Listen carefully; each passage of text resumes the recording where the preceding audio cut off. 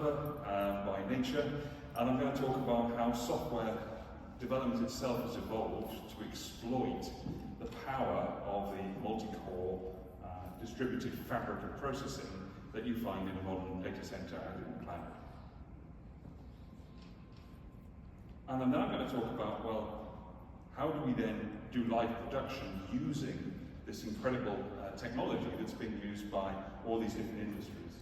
The architecture, how we can have a form of media microservice, how do we control that infrastructure, and how do we do distributed processing across a network fabric. And finally, okay, so we've got this new infrastructure in the cloud.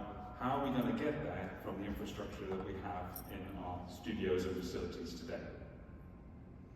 Just a little bit about me. So I'm Richard Cartwright. I'm technical leader for software, but I was formerly a specialist, senior specialist solutions architect at AWS. I've led a number of software teams at broadcasters and in broadcast manufacturers, including, say, Quantel. I've also been on the Advanced Media Workflow Association Board of Directors as a TSC chair, and I was a contributor to the Joint Task Force for Network Media Reference Architecture, which I'll reference in this talk. Okay, let's get into it.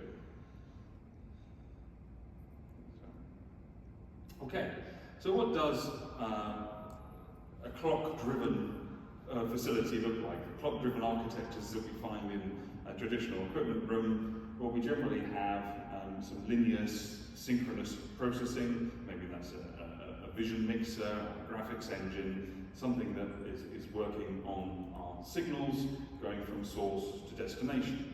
And then to make that resilient, we'll have a live and a spare chain. And then at each stage, we're using a clock to make sure that everything travels through that infrastructure very tightly synchronized. And that was a very necessary artifact of analog broadcast, and we took that through into the digital domain with SDI.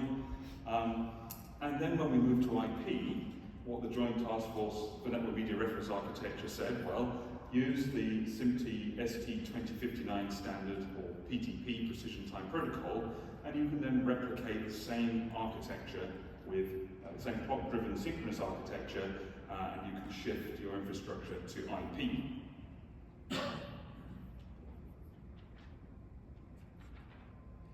But cloud infrastructure is very different, and the way that we tend to implement, internet scale is using lots and lots of virtual machines in distributed networking fabrics. Probably the streaming services are doing something similar to this. And you don't really use a clock, you use event-driven processing to drive what happens next. So if this is the way, how can we exploit this architecture of distributed fabric of compute to do television production? Well, the JTNM reference architecture also predicted running on this kind of architecture as well. So it has a model in it of a grain. A grain is a frame or a group of samples that has a timestamp. And then we don't have to actually connect that to a clock. We can still process the media and we can exploit the power of the infrastructure. And I'll be talking a bit more about this through the talk.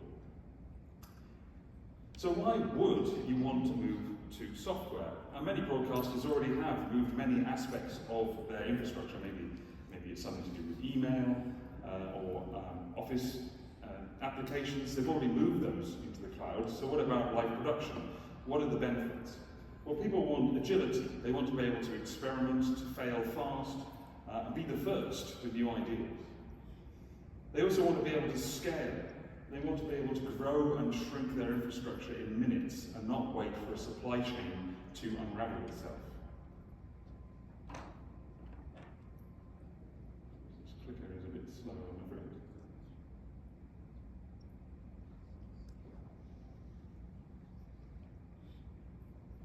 Yes, it's not advancing. There we go. Okay, and that was gone twice.